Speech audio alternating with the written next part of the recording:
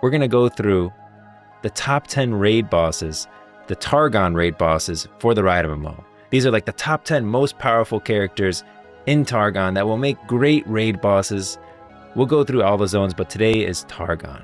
Targon's over here on the map, this bottom left. It's the highest mountain in all of Runeterra. It's where cosmic level beings often exist, and you can see it's pretty pointy at the top there.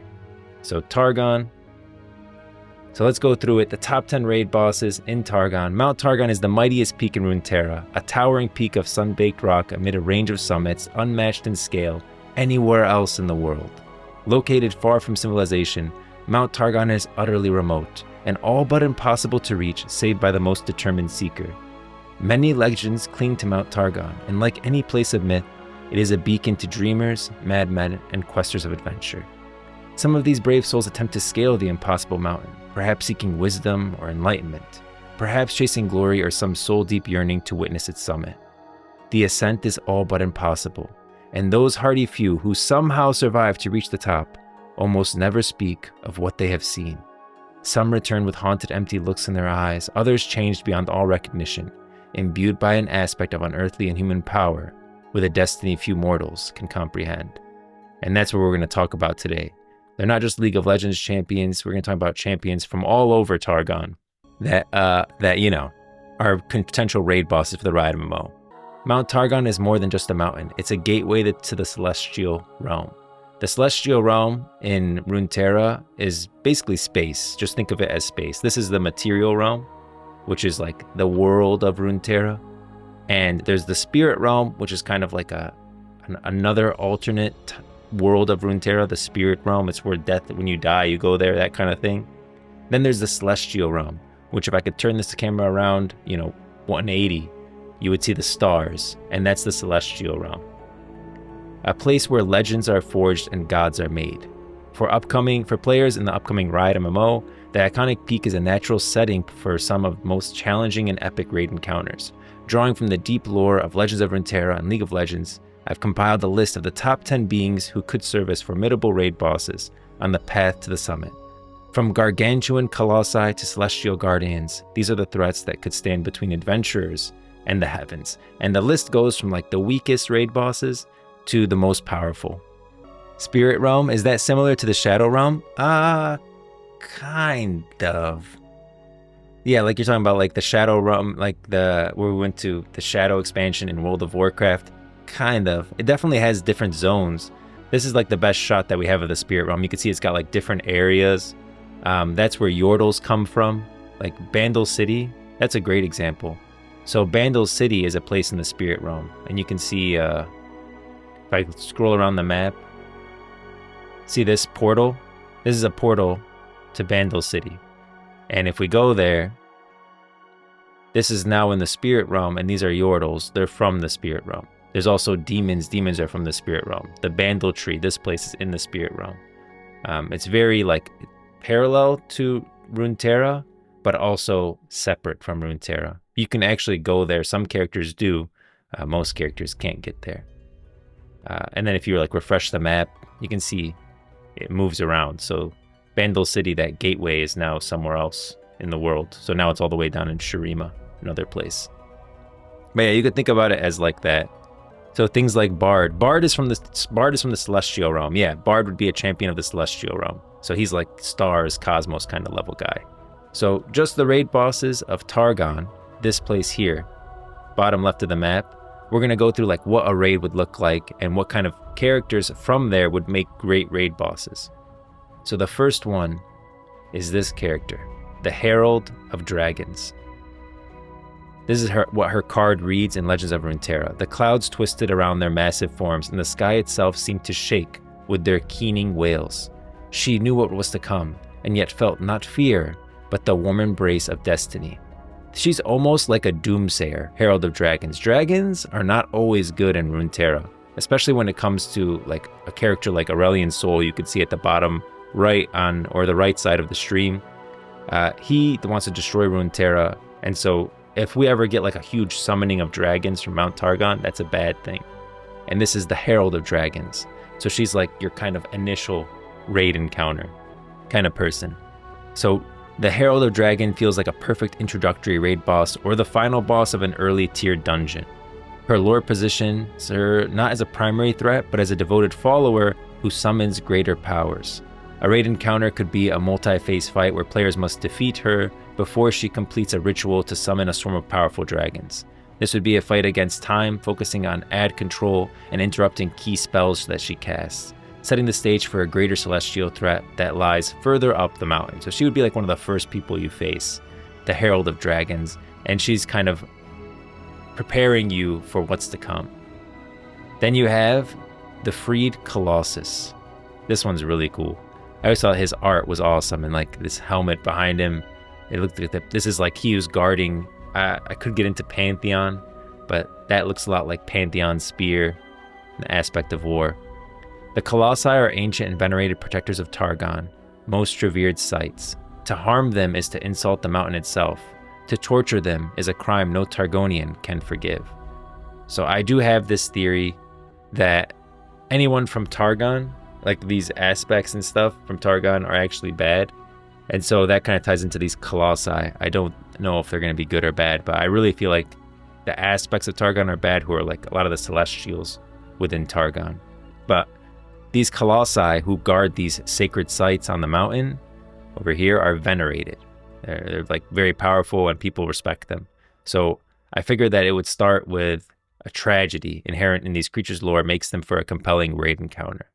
The Freed Colossus wouldn't be a malicious boss, but a tormented one, and the raid story could involve a villainous faction capturing and torturing a Colossus to harness its power. Players would arrive to find the Great Protector driven mad with pain, and the fight would be a somber duty, putting down a noble guardian to end its suffering.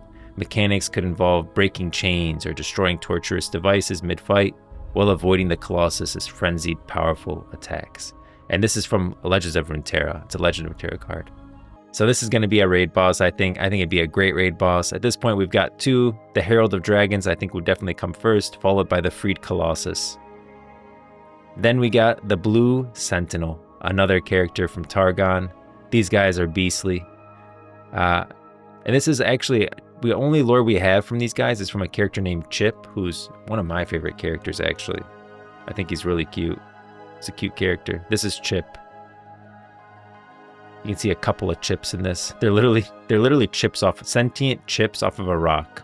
That's what Chip is. Okay, everyone say hi, Blue. Hi, Blue. Okay, one time I thought he was like hi, Blue back, but now that I think about it, it might have been my voice bouncing off the walls. Oh well, he's all magic and stuff, and also blue, so if you ask me, he doesn't even need to speak. Okay, bye, Blue. Let's go. This is like he was touring you around Targon for the card art. And then he says, this is Blue's favorite place in the whole wide world. He says it's super magical. Ooh, ah. And this is like a place that he protects. And so he's a classic guardian type boss.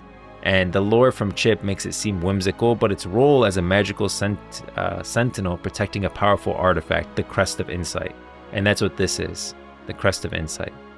Makes him a perfect raid encounter. The fight could take place in a magically charged arena, with mechanics based on its nature. Perhaps players would need to manage their mana carefully, or the Sentinel could create zones that either empower or drain magical abilities, forcing constant movement and strategic positioning. So I think that could be a really cool fight. The Blue Sentinel, eventually we realize that the aspects aren't good, and we need to get into this Crest of Insight, and so we have to battle to get there. Did you see the Blue Sentinel while you were playing League this morning? Yeah, oh yeah, he is in League of Legends too, isn't he? Like, I was playing the Doombot mode, so there was no jungle camps. But the Blue Sentinel is like a jungle camp in League of Legends, I think. Yeah, he's in League of Legends. That's the Blue Sentinel. He would make a great raid boss. I think he would get a lot of engagement, especially because he's in League of Legends as well. This is the next one. This guy screams raid boss to me. Look at this, Fused Firebrand. Look at these two characters there on the snow. I definitely can see like this being an absolute raid boss. Countless challenges. This is like Legends of Runeterra, what his card reads, by the way. So a lot of times when you see the orange on the article, if you go to like Fused Firebrand, you can see this is literally his card in the game Legends of Runeterra, and then so I pulled in the card art. Countless challenges await those climbing Mount Targon. Some, like the Endless Ascent, slowly sap the aspirant's strength. Others are much more immediate, like this guy. Raid encounter analysis. The lore explicitly frames the Fused Firebrand as an immediate and aggressive challenge for those ascending Targon. This is a perfect template for a gear check or a pure DPS race boss that blocks progression. The encounter could be a brutal, straightforward assault, where the raid's ability to deal high sustained damage and execute mechanics flawlessly under pressure is tested. It's not a complex strategy type fight, so it's early on in the raid, but a raw elemental force that must be overcome through sheer power. So I thought that's pretty cool. This one is raid boss for sure. Fused Firebrand, no doubt in my mind. We're gonna see him as a raid boss in Targon. And the art is really freaking cool. Look at this guy, he's like pouring lava out of his mouth. Is he a dragon? Is he not a dragon? It's hard to tell. He's got like these metal arms coming out of him. It's almost like freaking just metal was pierced into this piece of meat. It's one of my favorite arts from the Legends of Runeterra Targon. The Eclipse Dragon. Another very cool one. Definitely a lot of dragons in Targon. You can see Mount Targon behind him. And he has to do a little bit with the Solari, you can tell, just from the sun. Dragon Scale Eclipse Dragon Draco Obscuritus. Notes: Scale has incredible optical properties, highly reflective under direct sunlight. Scribbled: it also glows at night. These are notes from Aiden Main Egghead Research, and you can see him. I can pull him up. This is how he looks. He's a dragon researcher. I do think that if we ever go to Targon, he may be around, especially if we start facing off against dragons. So a raid encounter analysis for this, the Eclipse Dragon. I think a dragon with unique properties tied to light and darkness screams raid mechanics. An encounter with the Eclipse Dragon could take place on a celestial precipice where the arena shifts between day and night. During the day, its scales could reflect light, creating dangerous beams players must dodge. At night, the glowing scales could create safe zones from an encroaching darkness that damages players outside the light. And this duality would force the raid to adapt their strategy on the fly, making for a dynamic and visually stunning battle. So a lot to do with like the eclipse, right, and the light coming in. And he's definitely a dragon on Mount Targon, and he has to do a little bit with the Solari, and I think the Solari and Larnia are something that we're gonna have to deal with because of the Sun and Moon sister. Because I'm telling you guys, I don't think the aspects are good. Aspects are celestial beings that like merge with mortals on Mount Targon that climb to the peak. And two of those examples of those are Leona and Diana. Leona serves the Solari and Diana serves the Lunari. And like they fused with these two. So golden, silver sister. So these two aspects literally fused. They're aspects, they're celestial beings. They fused with Leona and Diana. And it's hard to say like how much is left of Leona and Diana after this. I know it seems like they're still there, but I don't think the aspects are good. And like even Pantheon has a voice line against one of the other aspects, Zoe. So this little girl is also fused with an aspect. The aspect of Twilight, who's another like constellation type person.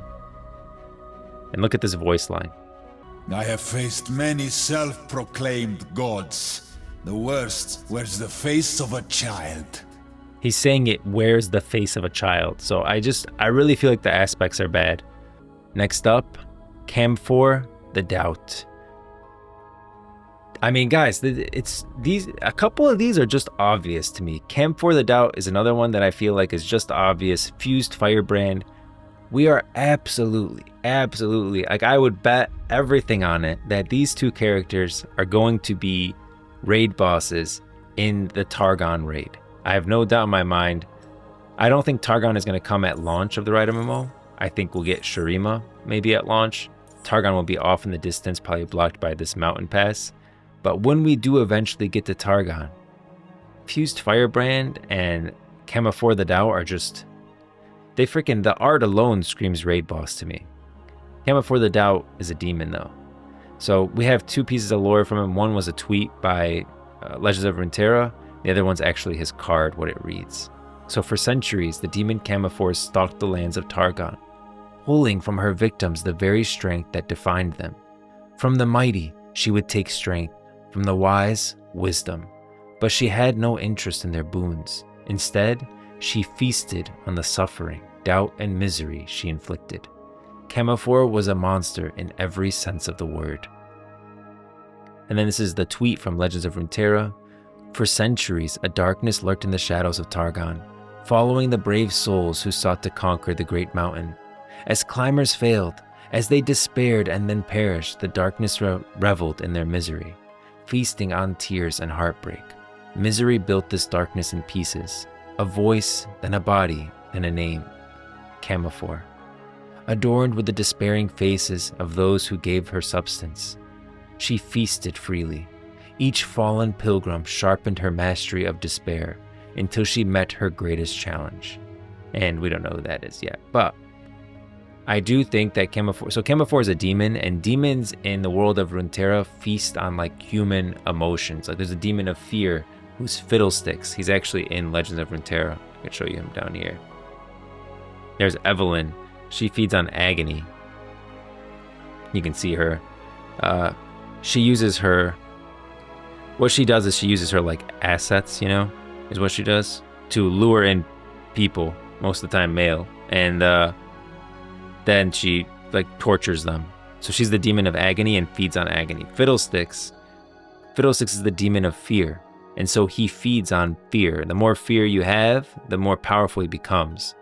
It looks like Camphor feeds on despair, and that's why he was drawn to Targon, is because Targon, a lot of people will fall into despair while trying to climb the mountain. People try to climb this mountain all the time.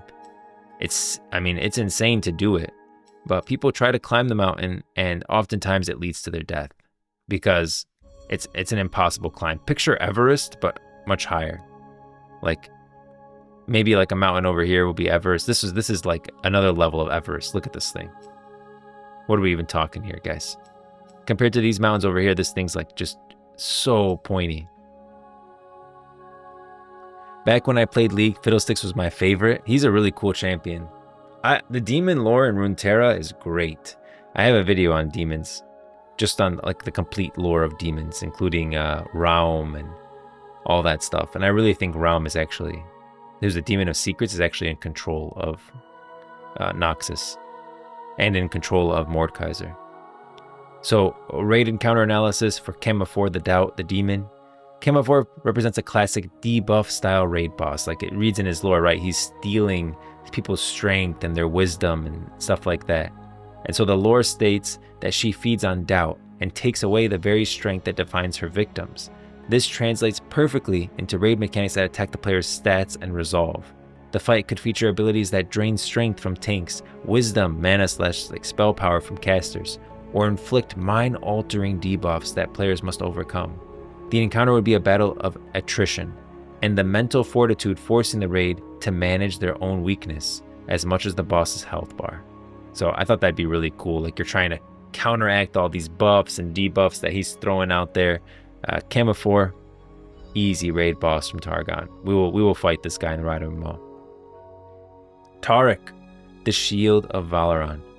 Taric is the host of the Aspect of the Protector, reborn as the Aspect of the Protector, gifted with power and purpose unimaginable to most mortals. Taric has gladly accepted his new calling as the steadfast guardian of an entire world. Here's what I think about Taric and why I think that he'll be a raid boss. I already told you guys Leona and Diana. Let me go to this. I explained to you like Leona and Diana are aspectual hosts, as is Zoe. They're all aspectual hosts. Pantheon is a bit different because he was hosted to the Aspect of War. You can see like Aspect of War. I think there's a, yeah. That's what the Aspect of War looks like. I think this is literally Pantheon down there. And he climbed to the peak of Mount Targon, fused with the Aspect of War. And I think that then he like literally took him over. Like the Aspect of War pretty much said, you're immortal. You don't know what you're doing. Like I'm gonna control you, and I'm gonna do whatever I want to do, and pretty much pushes Pantheon to the back of his Atreus. The original man's name is Atreus. Pushes him to the back of his own mind, and then just does his own thing. Eventually, Pantheon, the god, goes against a character called Aatrox. Pantheon goes up against another character, a demon called Aatrox. And this is still when Atreus is pushed to the back of his own mind, not even in control. This character, Aatrox, who's a Darkin. Aatrox actually defeats the aspect of war and stabs him so hard. You can literally see the scar on the character's chest right here. If we zoom in a little bit, you can really see it. Yeah, you see the scar on his chest? That's from the sword, Aatrox's sword, that stabbed him while he was under the control of Pantheon, the god of war. Now, Atreus was like a very strong-willed person, and somehow, despite the aspect of war being pushed out of his body and being carved from the constellation of the stars, like, we don't know if he's dead. It implies that he might be dead. I don't actually think he is, because we've seen this happen before. I don't want to get into that, but the aspect of war is pushed out of his body, and Atreus survives. He's a freaking beast. Probably the greatest warrior in all of Runeterra. He survives, and you can see his shield is even broken. He eventually like heals up, and he picks up, this is still the spear of the aspect of war, the helmet, the shield, all that, still from the aspect of war. And he calls himself the Pantheon Reborn, because he's able to kind of still use the power that the aspect of war had left with him, but he's not hosted by the aspect of war anymore. So he's of his own will, has his own free will, his own opinions. And I think that's why you should really listen to Pantheon when he says stuff like this. I have faced many self-proclaimed gods. The worst wears the face of a child. Yeah, I do think Pantheon is definitely worth listening to when it comes to stuff like that. So pay attention to Pantheon and what his opinions are in the aspects. Taric, on the other hand, I really feel like Taric, that guy just drank way too much of the Kool-Aid. So Taric was actually a Demacian. Taric comes from Demacia all the way over here. And the thing about Taric is that he was like sentenced to go climb Mount Targon. He was exiled. In Demacia, they have this thing where if they want you to be like exiled instead of being in prison the rest of your life, they'll send you to climb Mount Targon. But no one actually freaking does it. Like, there's no one in Demacia all the way over here in Targon saying, hey, welcome to Mount Targon. You're here to climb the mountain, right? Well, go ahead and head on up and, let me know if you get to the top. That doesn't happen. Demacians basically sentence someone to the climb to say, okay, go live your life out of Demacia. No one actually goes and climbs it. They go live in the Argent Mountains. Maybe they go to Noxus. Maybe they go to Shurima. Whatever. Taric, the freaking madman, says, you know what? I am going to climb Mount Targon. And so he heads all the way down here, starts climbing Mount Targon, actually freaking makes it to the peak of Mount Targon, and fuses with the aspect of the Protector. Now, the thing about Taric is that he just seems like fully invested in the Targon way of life, and that his role as like the Shield of Valoran, he often gives like that, like, I'm the good guy vibes, which I never usually buy too much. He even helps other people climb the mountain and become fused with aspects. So I do feel like Taric is actually going to be a raid boss, and not just our ally. And we're going to have to go against Taric to free the other characters like Leona and Diana from the aspects that I think are controlling them way more than we're led to believe. So a fight against Taric would be a tragic and beautiful encounter. If the MMO story leads players to challenge the morally ambiguous aspect of Targon, Taric would stand in their way as the ultimate protector. He wouldn't be evil, but a zealous guardian defending his higher calling. The raid would be a stunning display of celestial magic. Players would have to break through the powerful shields, coordinate to avoid stuns that chain between them, and withstand bursts of healing that restore his health. It would be a mechanically intense fight against a foe who believes he is doing what is right. I think that would be really compelling. And people would be like, what? We're fighting Taric in Targon? And it would be like, out of the blue, and people would be really surprised and they'd want to know what the heck's going on. And he'd be like, a League of Legends champion that would get a lot of engagement. So, Taric will be a raid boss. Then you have, once you get to the top, we're nearing the top now. Taric is number 4. So we're nearing like champions that are very powerful at this point. You have the Arbiter of the Peak. The Arbiter is the mountain's final test, for only the Guardian sees beyond the climber's deeds and into their spirit. Legends tell of an Arbiter of the Peak who is carved from the crystal of the mountain and imbued with stardust as old and bright as the night sky. It is said to fulfill a noble purpose as the guardian of the gate that leads to the celestial realm, and judge mortals that would join the tapestry of stars. All that meet it must first be measured by the crystalline arbiter. And that's the crystalline arbiter right there. And basically, if you make it, if you actually freaking make it to the peak of Mount Targon and actually like somehow find a way all the way up here to the top, you'll come to the arbiter. And he's your final test to tell whether you will be like an aspectual host or not. He'll basically look into you, you know, and see if there's room for you to be possessed. I mean, no, I mean fused. Sorry, fused. So the arbiter is the ultimate gatekeeper, the penultimate boss of any Targon-themed raid. The lore positions it as a judge of spirit, not strength. This opens the door for unique raid mechanics that go beyond simple damage and healing. The fight could involve phases where players are tested individually, their spirit measured by how they handle specific challenges. Failure might not mean death, but a temporary debuff or being sent to a reflection realm to atone. Defeating the arbiter would mean proving the entire raid's worthiness to proceed into the celestial realm itself. Yeah, I think the arbiter would definitely be like the final raid boss or near final raid boss in the Targon raid. If we're just talking about like Targon as a whole being a raid, I think, you know, there'll be multiple raids and the arbiter will probably be one of the later ones. And Envilas Vox. This dragon is a beast. So look to the heavens and see as I do. This is the Herald of Dragons talking. Remember her from the beginning? I said that her whole goal is like to summon all the dragons to Runeterra, and the dragons are really going to destroy Runeterra on behalf of Aurelion Sol. So Aurelion Sol wants to destroy Runeterra because of the crown on his head. I'll get into that towards the end of the article.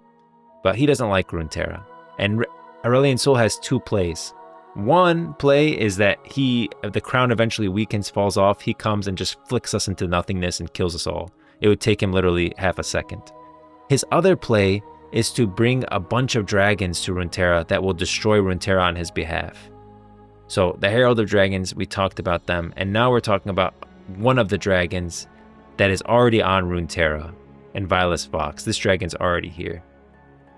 Bro, imagine the arena of bosses like Aurelion Sol, Arbiter, Mindsplitter, Aspects, etc. They could be so beautiful if the art style can keep up. Yeah, I'm sure it will. I bet you this MMO is going to look...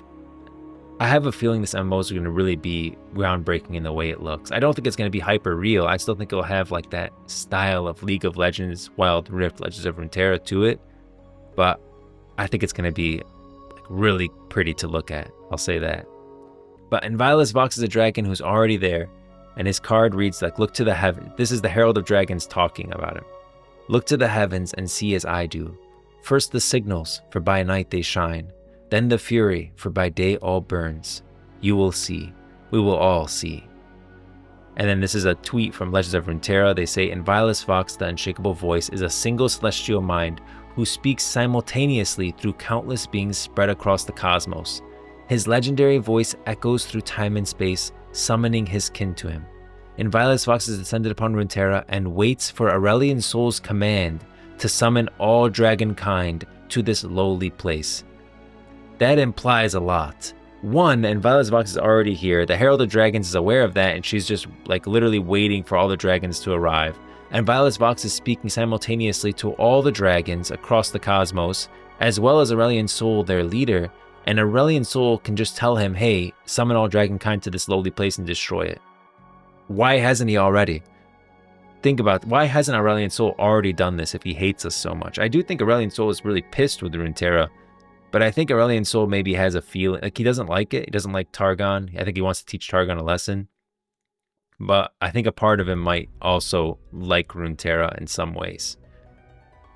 Some people have no idea how big and powerful he is. He created Runeterra out of lightless void and has fought Watchers. Yeah, he's very... I'll show you guys his scale when we get to like Aurelion Sol, because the tip of his finger is Runeterra. We're not talking like... I know there's a lot of World of Warcraft fans in here, so we're not talking Deathwing, okay? Deathwing would be like nothing to Aurelion Sol. We're not even worth anything to Aurelion Sol. Like his nail is bigger than Deathwing. His fingernail. That's how crazy he is. So raid encounter analysis for Envilas Vox. Envilas Vox is described as a single celestial mind who speaks simultaneously through countless beings. This is the perfect recipe for an epic, ad-heavy raid encounter. Players wouldn't just fight one dragon, they'd fight a legion that is Inviolus Vox. The fight could involve battling multiple dragon avatars at once, each sharing a single health pool and coordinating their attacks. The true challenge would be managing the chaos of a battlefield filled with celestial dragons, all acting as one cohesive and intelligent unit under the command of a single powerful mind. So, Inviolus Vox screams raid boss to me. I definitely think we're going to go up against him, and it's going to be ahead of, like, I think that, see, that's what I'm talking about, where there'll be like 2 raids. I think one raid can end with the Arbiter of the Peak, and another raid can end with Inviolus Vox, where we're trying to stop him from summoning all dragonkind to Runeterra and destroying this lowly place. Final raid boss, the Scourge. Look at this thing. This is actually in League of Legends too. He is like, I forgot what he is.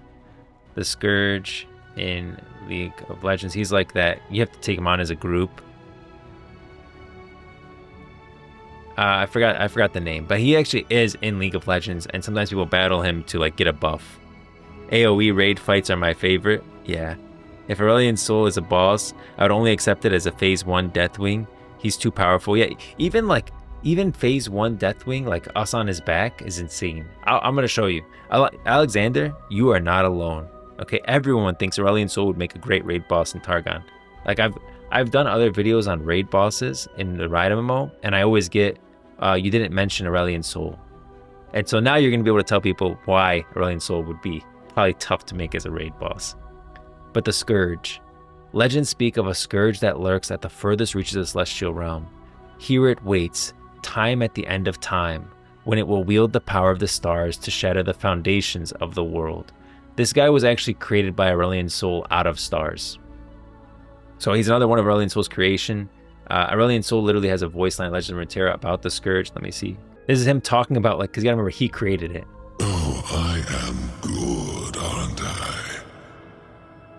A familiar face for you Runeterrans. So I don't think that the Scourge, the thing that you're fighting in League of Legends, is the same character that is the Scourge.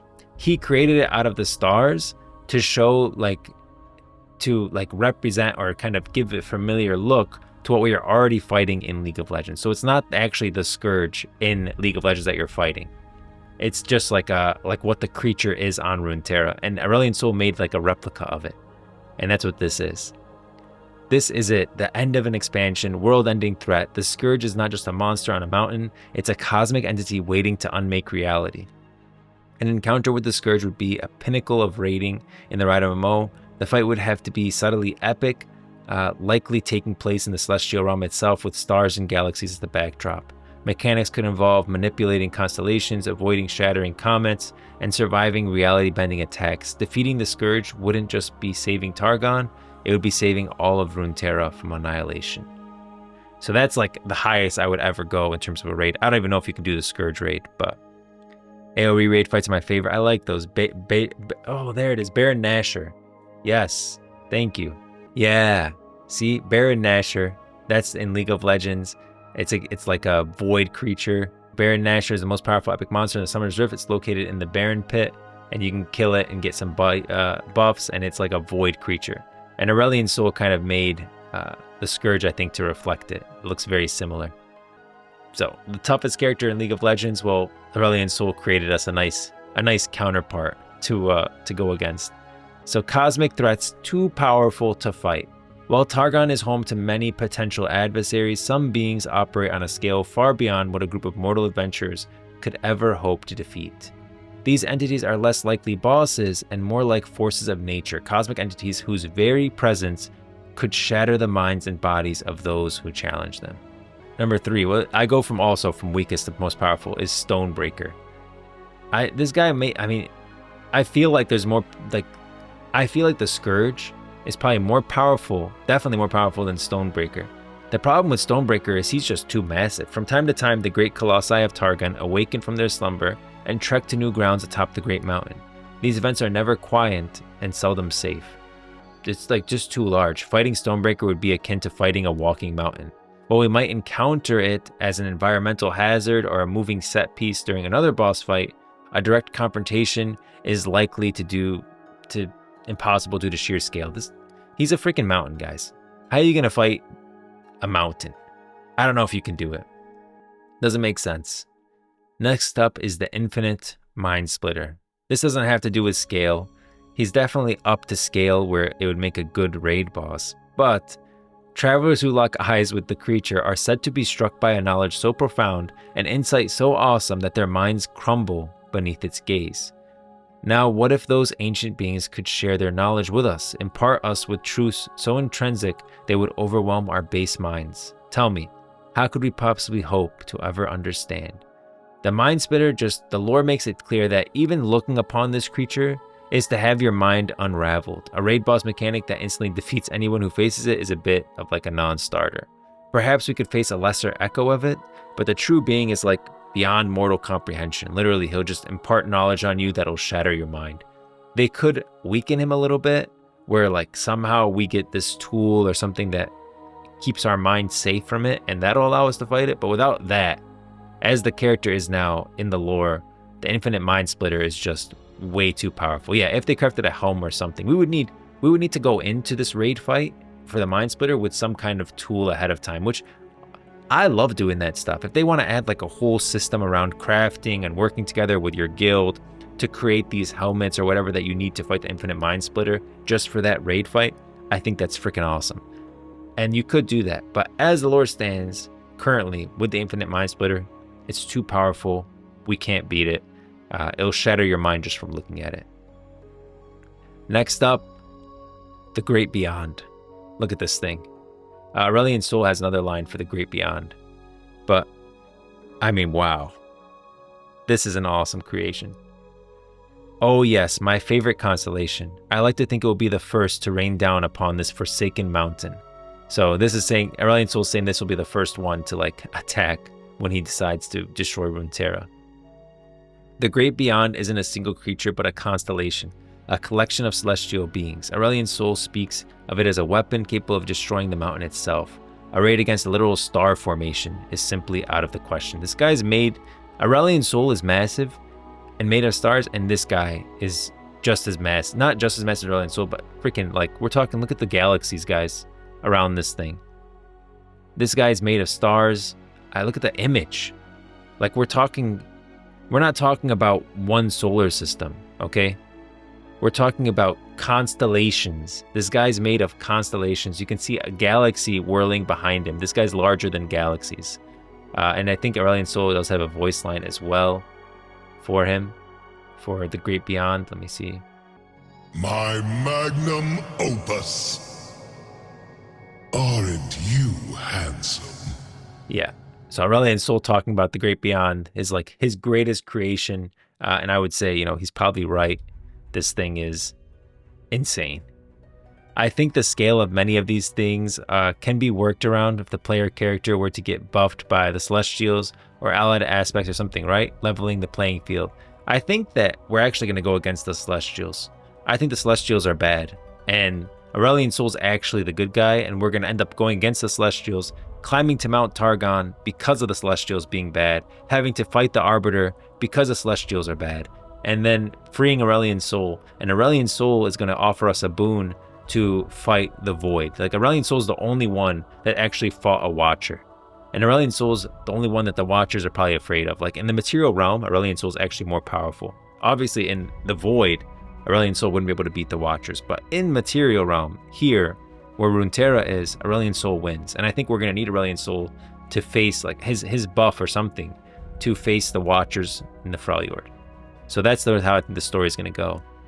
But yeah, you're right. Like, you can always scale something down, draw down the power level, scale us up in some way.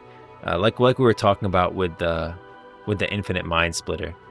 This guy, though, I feel like, I mean, how much are we going to scale up? This guy's the size of freaking galaxies. The Great Beyond, guys. It's too big. Way too big.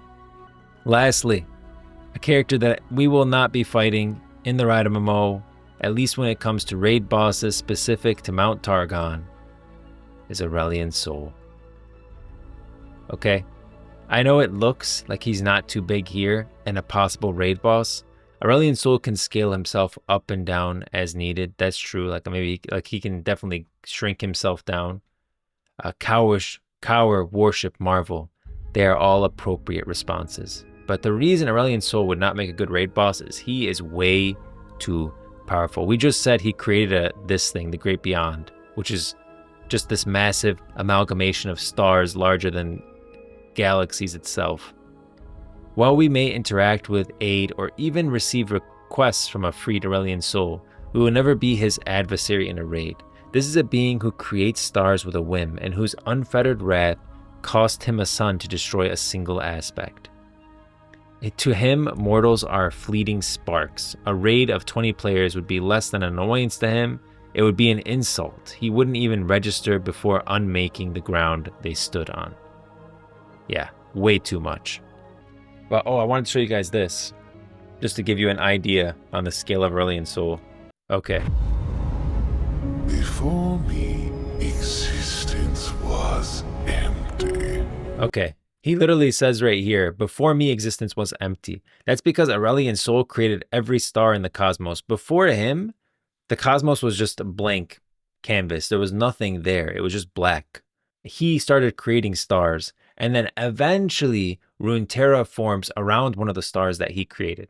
But he's saying he was the first. There was nothing before Aurelion Sol. Not a demon. I think maybe you could say Fiddlesticks because it says he was born in the first scream of creation. But I think Fiddlesticks was born when there was fear, and I don't think Aurelion Sol feared anything at the start of existence. So, yeah, I think Aurelion Sol was first.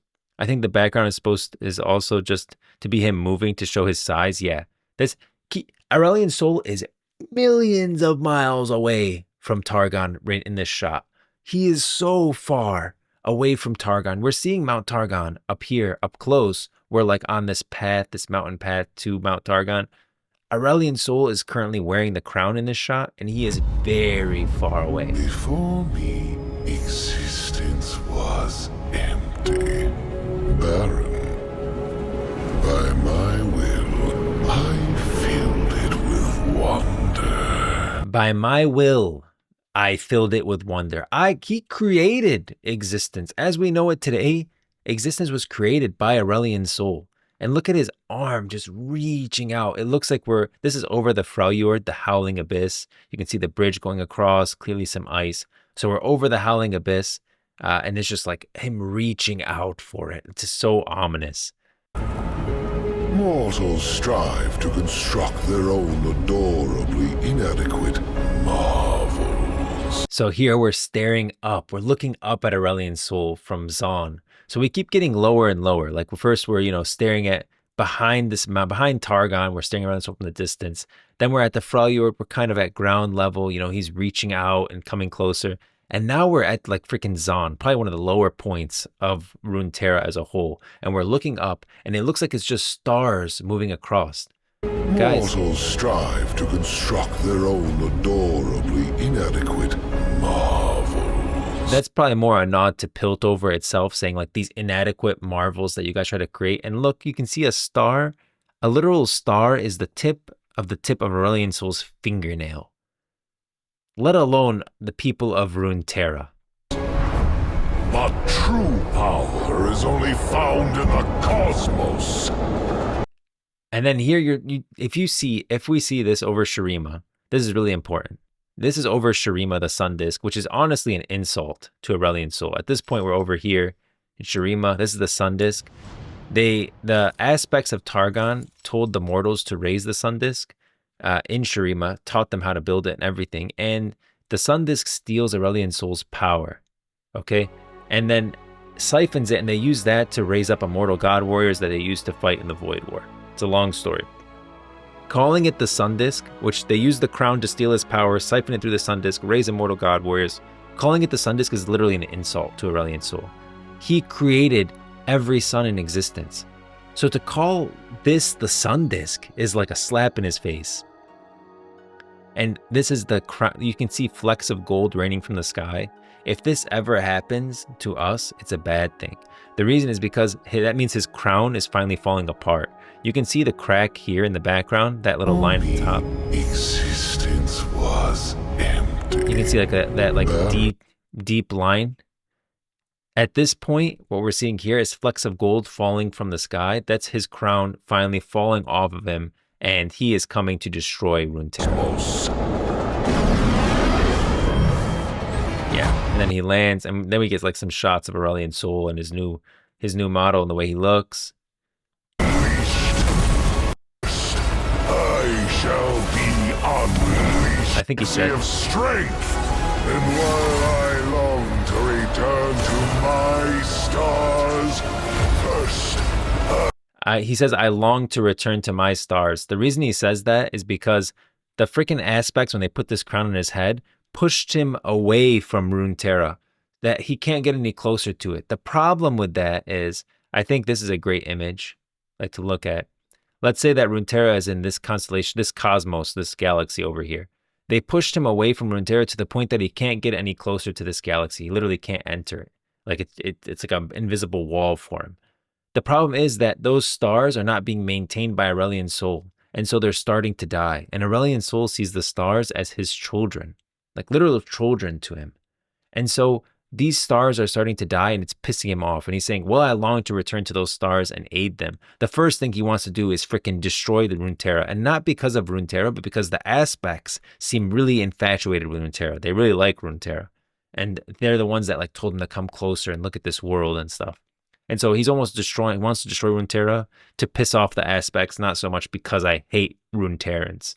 So keep in mind, okay, the stars aren't being maintained. What about our star? What about the one Runeterra orbits around? My stars, first I shall be unleashed. First I shall be unleashed. What's the matter, Targon? Losing your grip? What's the matter, Targon? Losing your grip. And you can see him getting closer and closer, and the helmet crack is getting deeper and deeper. And he's saying, losing your grip. You're losing your grip on the helmet that you imprisoned me with. It's becoming weaker, and I'm getting closer. And he always references Targon because that's the place where they gifted him this helmet. He thought it was a gift put on his head, ended up being a trap. And it wasn't, I don't think it was the Runeterrans that gifted him it. The aspects, we even know that crown was etched with the inscrutable patterns of celestial realm. I don't think a fledgling civilization of Targon knew about the constellations or anything like that, or like the celestial realm and stuff like that. And so the aspects, I think, gave the crown to the Targonians and told them, oh, gift it to Aurelion Sol, he'll really like it. Don't forget he made your star, let's be nice. So then they gifted it to him, unknown to them that it was going to entrap Aurelion Sol and imprison him and start siphoning his power. They don't even know that the Sun Disk is, I think, stealing the power of Aurelion Sol. So they gifted it to him, entrapped him, and then the aspects literally took him like a dog all around the cosmos, all around the celestial realm, doing their bidding. So they definitely benefited greatly from Aurelion Sol being imprisoned in that helm. So I wouldn't say that it was the Targonians that did it. There are other star dragons, correct? Like a whole species? There are, but a lot of them were created by Aurelion Sol. And a lot of them, are the ones that aren't, are like really loyal to Aurelion Sol. And Violus Vox is an example. And Violus Vox has descended upon Runeterra and waits for Aurelion Sol's command to summon all dragonkind to his lowly place. So there are other celestial dragons, other ones that literally were created by Aurelion Sol, and the ones that weren't are very loyal to Aurelion Sol.